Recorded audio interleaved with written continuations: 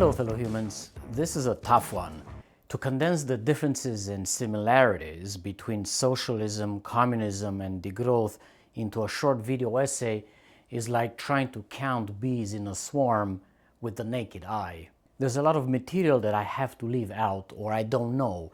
My aim is to make you aware of the differences and similarities in a way that it's easy to understand. If you read some of the stuff on these concepts, you may want to jump into a cold lake. It's often dense, jargony, and not aimed for the general public. Degrowth is the newcomer in this package. The word is only about 50 years old, if we count the first time it was spoken, and much less if we look at the serious stuff that's being written or said about it. However, degrowth has something about it that intrigues both socialists and communists. Some of them see overlap with degrowth. Let's rock the boat a little. There are many kinds of socialisms, communisms, and even degrowth. Using labels for political concepts can make conversations more efficient, but labels do not always help with clarity, consensus, and building understanding. I will look at the three concepts through the lens of some ideas. Some socialisms criticize capitalism forcefully. Other socialisms can live together within capitalism. There are many socialist parties around the world, many socialist politicians. Some socialist governments can get along very well with big tech companies, fossil fuel companies, the stock market, and other capitalist creations. You can find socialists gambling at the stock market and being millionaires. Communism, on the other hand, cannot get along with capitalism, no matter how much we stretch it. It wants to replace capitalism regardless of the type of communism you look at. Communism feels feisty and reactive, much like an ultimate fighting artist, while socialism feels like a chess player carrying thick manuals with procedures. Both are equally smart, but they tend to differ in temperament and sometimes in personality. Degrowth has a more nuanced position, doesn't fight in an arena or play chess. It tends to write papers and manifestos, often just like socialists and communists. It opposes capitalism as strong as communism, but with a passionate attention for democracy, justice, and inclusion. Degrowth also has in common with socialism the attention for equal rights and well-being. Degrowth is like a nerdy teenager with a bullhorn in a library. What degrowth has different from both socialism and communism is the strong emphasis on opposing economic growth as an incentive and as a source for well-being. Degrowth thinks we must phase out the obsession with economic growth and phase in different ways to construct social and individual well-being. Some versions of socialisms, like Ecosocialism, and some versions of communism, such as degrowth communism advocated by Japanese author Kohei Saito, are building bridges between the three concepts. Idea number 2, origins. The word socialism was coined in the 1830s to refer to philosophical or moral beliefs rather than political views. Alexandre Vinet defined socialism as the opposite of individualism. He claimed to have been the first person to use the term. The word communism was first used in a letter sent by Victor Dupay to Nicolas Restif de la Bretonne around 1785, in which Dupay describes himself as a communist author. In 1793, Restif used the word communism to describe a social order based on egalitarianism and the common ownership of property. The first communist emoji was used by Karl Marx in a letter to Friedrich Engels. The birth of the word décroissance, translated into English as degrowth, dates back to 1972. French philosopher André Gorz asked back then, is the Earth's balance, for which a degrowth of material production is a necessary condition, compatible with the survival of the capitalist system? Seems like the French are pretty good at coming up with words. Perhaps we should kindly ask them to speed up the process a bit more.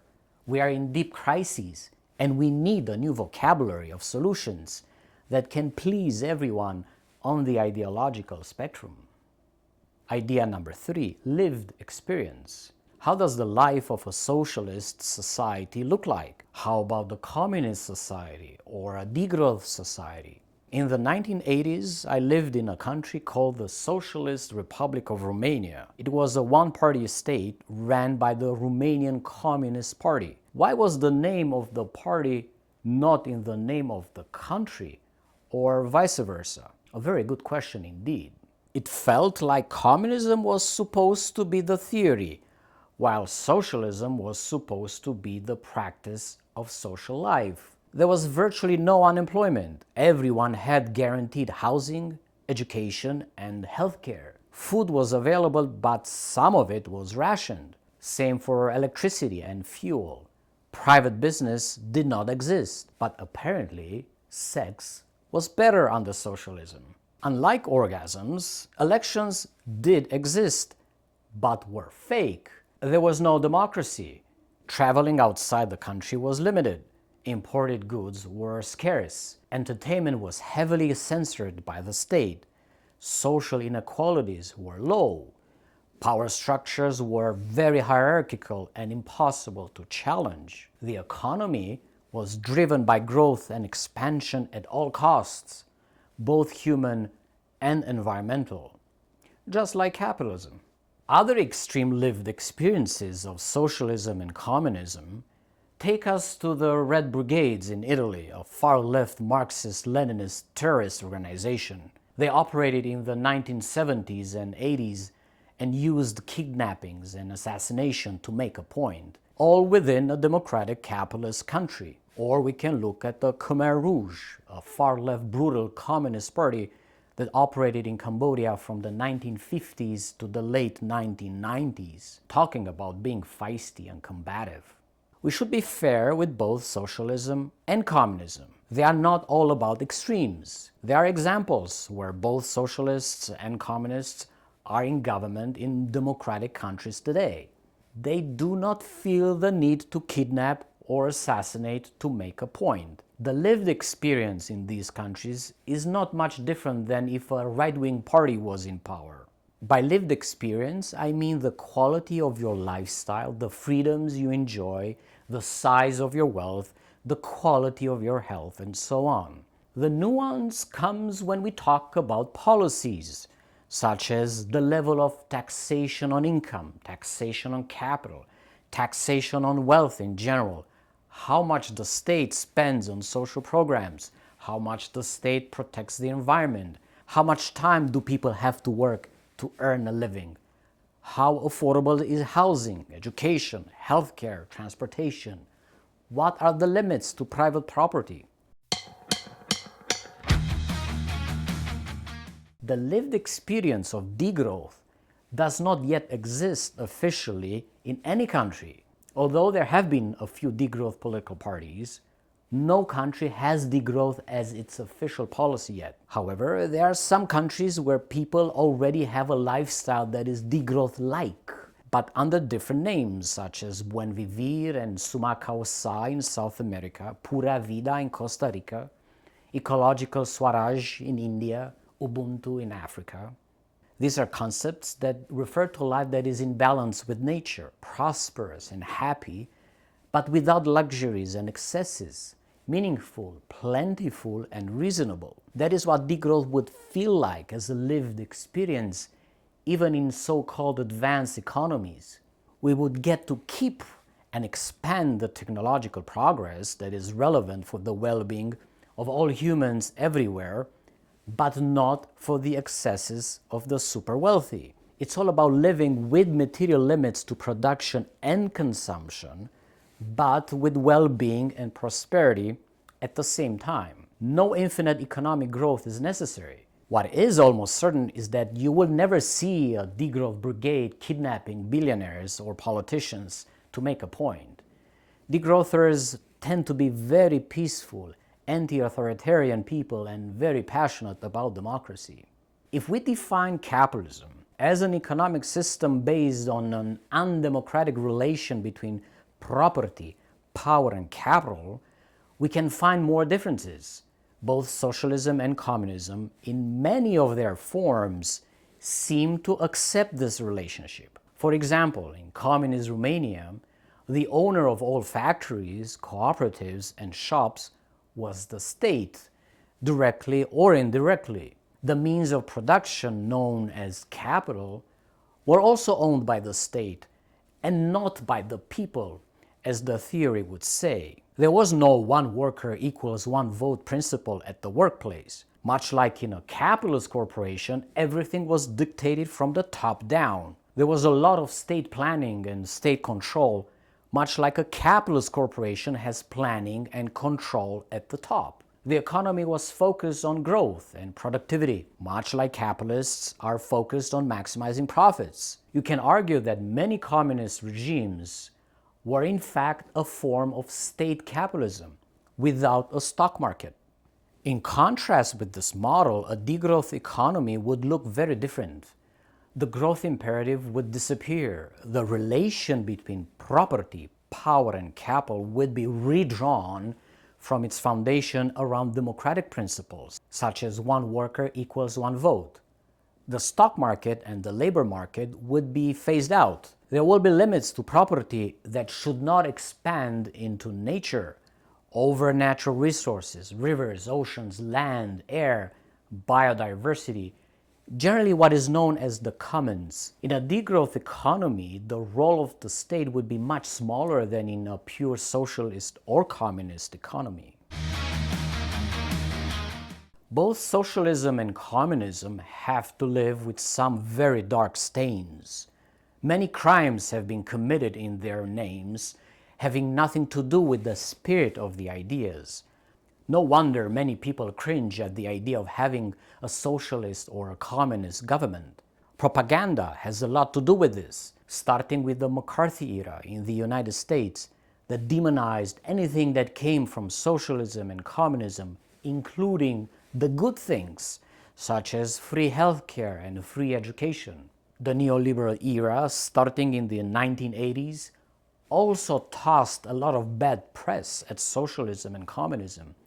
And some authors think that these ideologies can never recover from this concerted PR campaign against them. Degrowth does not have this problem because it's a new concept. Perhaps the only problem of degrowth is the word itself that some people associate with poverty. Since this is far from the truth, degrowth can overcome this misunderstanding. The word was meant from the beginning to be incorruptible and provocative. It's impossible for capitalism to appropriate degrowth and still keep business as usual. While socialism and communism attacked capitalism from the perspective of property and sometimes power, degrowth attacks capitalism from all four angles: property, power, capital, and the growth incentive. This is why a proper degrowth government cannot accommodate capitalism. One flavor of socialism, called ecosocialism, is very friendly to degrowth, with nuances. Natasha Hinen writes, even though degrowth proponents are concerned with meeting people's needs, their focus on consumption translates too easily into an ineffective lifestyle environmentalism. Our focus should be on qualitative changes on how we can live together, rather than on quantitative limits to the production of nature. Degrowth replies with equal friendship and kindly reminds all socialists, both eco and non-eco, that degrowth is not just the reduction of consumption, but also of production, with the aim to slow down and shrink the economy to make it compatible with Earth, which is a finite system. At the same time, degrowth is also an expansion, but of the right stuff for the right people. More free time, more education, more healthcare, more well-being in general for everyone. Degrowth is both quantitative and qualitative focused. The price to pay is phasing out the super wealthy class of humans. And who doesn't like that? Some socialists, on the other hand, are quite upset with degrowth. They think degrowth wants to impose austerity on workers and make their lives even more difficult than it is today. This is a misguided approach, since degrowth is all about the expansion of freedoms and well-being for everyone. Yes, that means putting hard limits on the wealth and power of the super wealthy. No doubt about that. Degrowth is very straightforward when it comes to abolishing the super wealthy, meaning humans having more than $10 million in wealth. Some say even this amount is very generous. Some communists have also found strong friendship with degrowth, as boldly put by Kohei Saito. In his best-selling book, he finds degrowth ideas in the later writings of Karl Marx himself. While this approach is quite full of jargon and abstract, it aligns well with degrowth in spirit. Degrowth communism has nothing to do with North Korea and much more to do with Star Trek. Bottom lines. If we want to draw the bottom line between socialism, communism, and degrowth, we should ask questions like, who should own what? Who should have the power over property? What motivates economic activity? The growth of profits, consumption, and production, or the growth of well-being for everyone? What are the bottom limits and the upper limits to wealth? How much economic democracy should there be? The three concepts give slightly different answers to these questions. Perhaps there should not be a competition between ideologies that see a problem with capitalism. Socialists, communists, degrowthers compete for the public attention, making it difficult for folks to choose with which ideology to identify. In a way, a competition of ideas is healthy and can build a stronger case against capitalism. In other ways, competition of ideas can dilute strategy and divide forces instead of building coalitions. Identifying with a label is crucially important for many people, but if it is the only kind of identity, it may be self-defeating. The focus should be on policy, namely what government should do to change the rules of society and increase the well-being for everyone. Socialists, communists, degrowthers of all flavors can join forces, keep their labels, and demand policies such as a universal basic income for all humans everywhere, abolish the super wealthy with a maximum limit to wealth at roughly $10 million, phase out the fossil fuel industry fast, phase in local autonomy for food and energy, phase in economic democracy in all companies, meaning workers will hire and fire their managers, phase in universal autonomy allowances such as free public transportation, housing as a human right, free quality healthcare and education, phase in laws for ecocide, environmental protection, restitution of stolen land, and so much more. To start this great alliance, I asked AI to draw a logo for a socialist, communist, degrowth organization. It only takes the right kind of words to find consensus and solidarity. We certainly live in the most interesting and critical time in human history. We can have well-being for everyone, forever. If you can, please support me through the links below to cover the costs of these videos. Future videos will not be possible without your support. I will never collect money from advertising. Until next time, be well, increase the peace.